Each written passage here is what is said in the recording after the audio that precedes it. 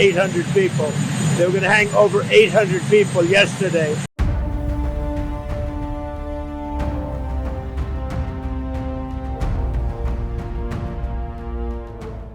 Iran सरकार के खिलाफ जेंजी को भड़काने वाले, प्रोटेस्ट करने के लिए उकसाने वाले अमेरिका के राष्ट्रपति डोनाल्ड ट्रंप ने कुछ ऐसा बयान दे दिया है जिसने अंतर्राष्ट्रीय राजनीति में सबको चौंका दिया है।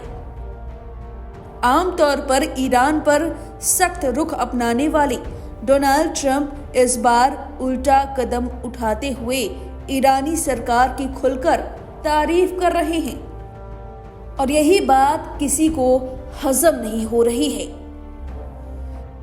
क्योंकि डोनाल्ड ट्रंप लगातार ईरान पर सैन्य कार्रवाई करने तक की धमकी दे रहे थे, लगातार खामनेई को टारगेट कर रहे थे। उन्होंने यहां तक कह दिया था कि खामनेई ईरान छोड़कर जाने वाले हैं, लेकिन इस सब के बाद अब उन्होंने कुछ ऐसा बयान दिया जिसकी चर्चा खूब हो रही है। हालांकि इसके पीछे वजह बताई जा रही है ईरान द्वारा सैकड़ों राजनीतिक कैदियों की फांसी रोकने का फैसला। दरअसल व्हाइट हाउस में पत्रकारों से बातचीत के दौरान डोनाल्ड ट्रंप ने कहा, ईरान में 800 से ज्यादा लोगों को फांसी दी जानी थी, लेकिन अब यह फैसला रद्द कर दिया गया है। वह इस कदम का बहुत सम्मान करते हैं और इसके लिए ईरान को धन्यवाद देते हैं। We're going to see, as you know, Iran canceled the hanging of over 800 people. They were going to hang over 800 people yesterday, and I greatly respect the fact that they canceled. यह बयान उस वक्त आया जब Donald Trump कुछ दिन पहले यह संकेत दे रहे थे कि अगर ईरान में प्रदर्शनकारियों और राजनीतिक कैदियों की बड़े पैमाने पर हत्याएं हुई तो अमेरिका सैन्य कार्रवाई से पीछे नहीं हटेगा। फ्लोरिडा स्थित अपने मारे-लागो स्टेट के लिए रवाना होते समय ट्रंप ने फिर से इस मुद्दे पर बात करते हुए कहा, ईरान में 800 से ज्यादा लोगों को फांसी दी जानी थी, लेकिन उन्होंने इसे रद्द किया है। मैं इस फैसले का बहुत सम्मान करता हूं। इसके बाद डोनाल्ड ट्रंप ने अपने सोशल मीडिया प्लेटफॉर्म पर भी यही बात दोहराई। उन्होंने लिखा, ईरान की लीडरशिप ने 800 से अधिक प्रस्तावित फांसी को रोक दिया है और इसके लिए वह उनका सम्मान करते हैं। पोस्ट के अंत में ट्रंप ने सिर्फ एक शब्द लिखा, थैंक यू। ट्रंप का यह बदला हुआ रुख इसलिए भी अहम माना जा रहा है क्योंकि हाल ही में ईरान में सरकार विरोधी प्रदर्शन तेज हुए थे।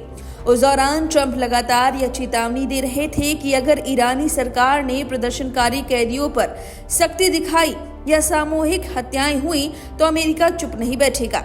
हालांकि यह प्रदर्शन शांत हो चुके हैं और फांसी टालने के फैसले के बाद संकेत मिल रहे हैं कि अमेरिकी सैन्य हस्तक्षेप की आशंका फिलहाल टल सकती है। कुल मिलाकर ट्रंप का यह बयान ईरान अमेरिका रिश्तों में एक अप्रत्याशित मोड़ के तौर पर देखा जा रहा है, जहां धमकी की जगह धन्यवाद और टकराव की जगह फिलहाल संयम नजर आ रहा है। अब इस खबर पर आपकी जो भी राय में कमेंट करके अपनी राय जरूर दे। बने रहिए लाइव हिंदुस्तान के साथ।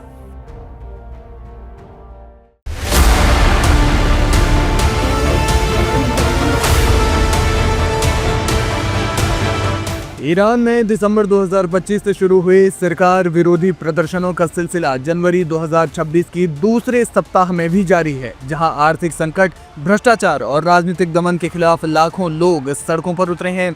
मानवाधिकार समूहों के अनुसार इन प्रदर्शनों में अब तक कम से कम 544 लोगों की मौत हो चुकी है, जबकि हजारों को गिरफ्तार किया गया है। इन विरोधों के जवाब में ईरानी सरकार के समर्थक सड़कों पर उतरकर शक्ति प्रदर्शन कर रहे हैं, जिससे स्थिति और ज्यादा जटिल हो गई है। अंतर्राष्ट्रीय स्तर पर अमेरिकी राष्ट्रपति डोनाल्ड ट्रंप ने सैन्य हस्तक्षेप की धमकी दी है, जबकि तेहरान ने इसे विदेशी साजिश बताते हुए जवाबी हमलों की चेतावनी दी है। देशव्यापी स्तर पर सरकार समर्थक रैलियां आयोजित की गई, जहां हजारों की संख्या में लोग सड़कों पर उतरे और सुप्रीम लीडर अली खामेनेई और इस्लामिक रिपब्लिक के प्रति अपनी वफादारी जताई। ये रैलियां हाल की अशांति के बीच राष्ट्रीय एकता का प्रदर्शन करने के लिए बुलाई गई थी, जहां प्रदर्शनकारियों ने विदेशी हस्तक्षेप की निंदा की और सुरक्षा बलों के शहीदों को श्रद्धांजलि दी। रैलियां तेहरान, इस्फहान, मशहद, सिराज और अन्य प्रमुख शहरों में आयोजित की जा रही है, जहां राज्य मीडिया के अनुसार लाखों लोग शामिल हो रहे हैं। तस्वीरों में भी आप साफ तौर पर देख सकते हैं कि किस तरीके से सरकार समर्थक जो लोग हैं वो उनका हुजूम दिख रहा है। प्रदर्शनकारी कुरान की प्रतियां लेकर सड़कों पर निकल रहे हैं और देशद्रोहियों को मौत और हम हमारे नेता के साथ हैं जैसे नारे लगाते हुए चल रहे हैं। ये रैलियां इस्लामिक रेवोल्यूशनरी गार्ड कॉर्प्स यानी पासदारान इस्लाम और बासिज जैसे सरकारी संगठनों द्वारा समर्थित हैं, जिन्होंने सरकारी कर्मचारियों, धार्मिक नेताओं और आम नागरिकों को जुटाया है। तेहरान में मुख्य रैली आज़ादी स्क्वायर पर हुई, जहां प्रदर्शनकारियों ने हाल ही में हिंसा में मारे गए सुरक्षा बलों के सदस्यों के लिए 3 दिनों के राष्ट्रीय शोक की घोषणा का समर्थन किया।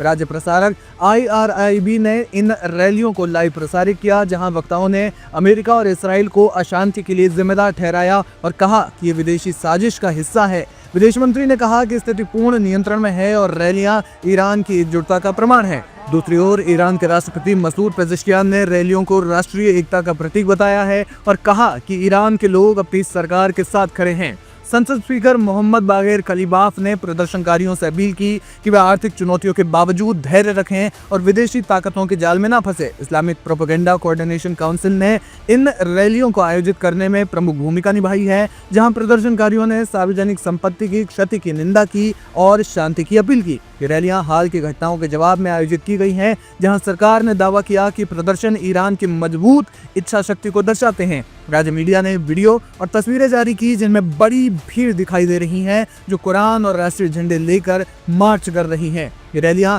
अंतर्राष्ट्रीय स्तर पर भी ध्यान आकर्षित कर रही है, जहां ईरान ने अमेरिकी राष्ट्रपति डोनाल्ड ट्रंप की टिप्पणियों को खारिज करते हुए कहा कि ये उनका आंतरिक मामला है। तेहरान ने चेतावनी दी है कि किसी भी विदेशी हस्तक्षेप का कड़ा जवाब दिया जाएगा।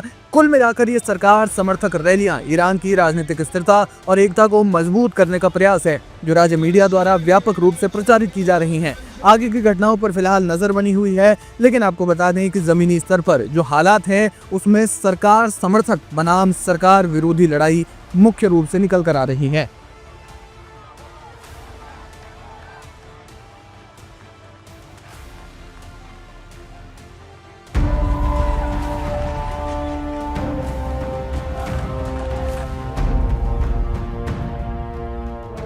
ईरान में पिछले 2 हफ्तों से चल रहे भीषण आंतरिक विद्रोह ने मध्य पूर्व को एक बार फिर से बारूद के ढेर पर ला खड़ा किया है, जहां एक तरफ ईरान के सभी 31 प्रांतों में आम जनता सड़कों पर है, वहीं दूसरी ओर अमेरिकी राष्ट्रपति डोनाल्ड ट्रंप ने लॉक्ड एंड लोडेड यानी हथियार को तैयार रखने की चेतावनी देकर सैन्य कार्रवाई के संकेत दिए हैं।